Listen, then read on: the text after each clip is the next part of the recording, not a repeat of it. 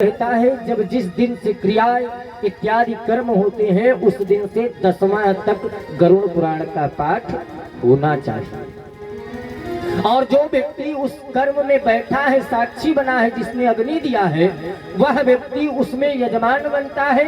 ब्राह्मण देवता गरुड़ पुराण का पाठ करते हैं और वह यजमान के रूप में सामने बैठ करके गरुड़ पुराण का पाठ करता है। क्यों? क्योंकि मरे हुए व्यक्ति को उसी के द्वारा कहा जाता है, जब व्यक्ति जीवात्मा मृत्यु को प्राप्त होता है तो उसको जितने दिन पानी दिया जाता है वह पानी उसको अवश्य प्राप्त होता है। उसी प्रकार से जो व्यक्ति मुखाग्नि करता है उसको सामने बैठा करके गरुड़ पुराण का पाठ सुनाया जाता है। पर आज का युग जानो भैया कि गरुड़ पुराण की पाठ तो दूर है, पंडित जी को बुला करके और पितरों के नाम से पिंडदान हो जाए वही बहुत बड़ी बात है। और शास्त्र क्या कहता है? माता के हाथ का भोजन, ब्राह्मण के हाथ का तिलक और पुत्र के हाथ का पिंडदान हर व्यक्ति को प्राप्त नहीं होता है। तो गरुड़ पुराण की बात तो छोड़िए, गरुड़ पुराण होगा बाद में। बस पंडित जी 10वां 13वां हो जाए, 3 दिन के बाद आए फट से कथा सुनाओ, हम हुक जाए खलो धियाना। हाँ, मतलब 16 दिन में सारा काम समाप्त। किसका?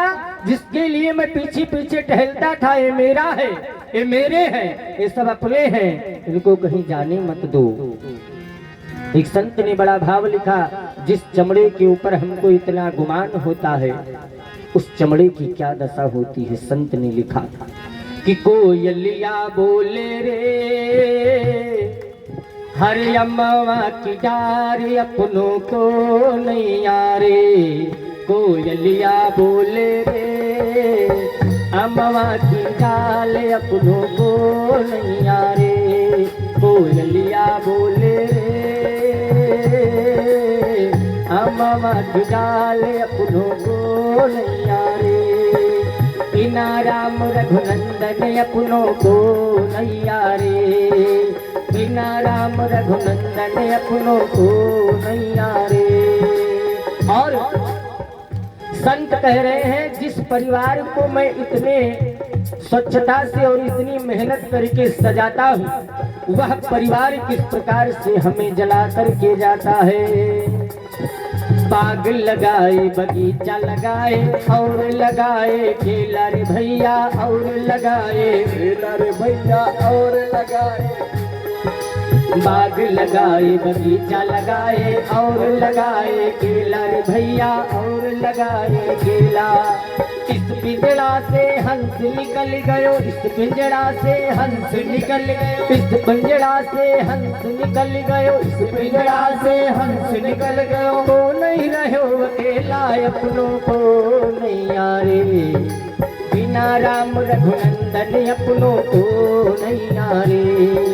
बिना राम रघुनंदन अपनों को नहीं आरे। कोयलिया बोले रे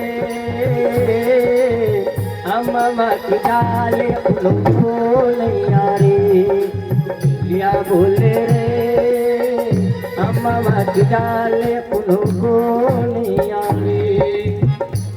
जिस परिवार को मैं एक वृक्ष की भांति सींचता हूँ और उसकी रक्षा करता हूँ, उसी प्रकार से जीवात्मा अपने परिवार की रक्षा अपने तन और मन धन के साथ करता है।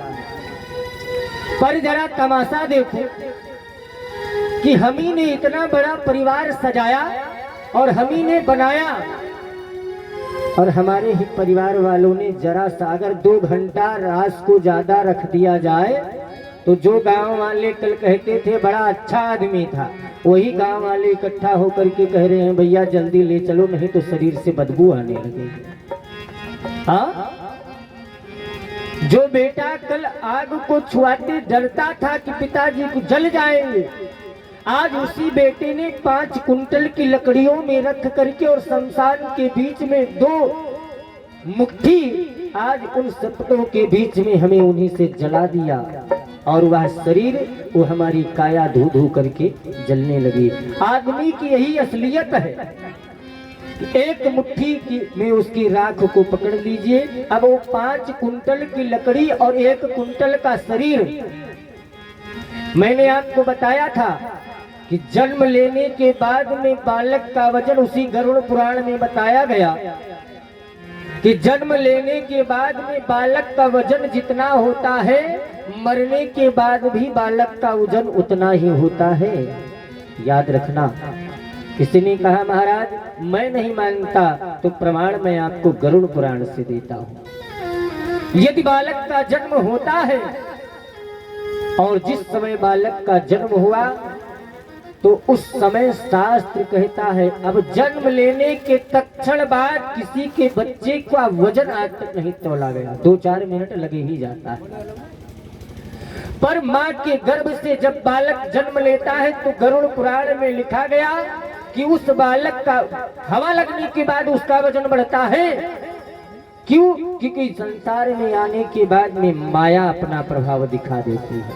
पर बालक जब मां के गर्भ में आता है तो उस गर्भ के बाहर आता है तो उसका वजन सिर्फ 250 ग्राम का होता है। गरुड़ पुराण पढ़ना तब पता लगेगा। अब मरने के बाद भी चाहे वो 100 किलो का हो, 5 कुंटल की लकड़ी रही हो, लेकिन पूरे शरीर के राख को और लकड़ी की राख को इकट्ठा करके यदि तौला जाएगा तो गरुड़ पुराण कहती है उसका सूत ब्याज सहित भगवान उसे 2.5 किलो में इकट्ठा करके देते हैं।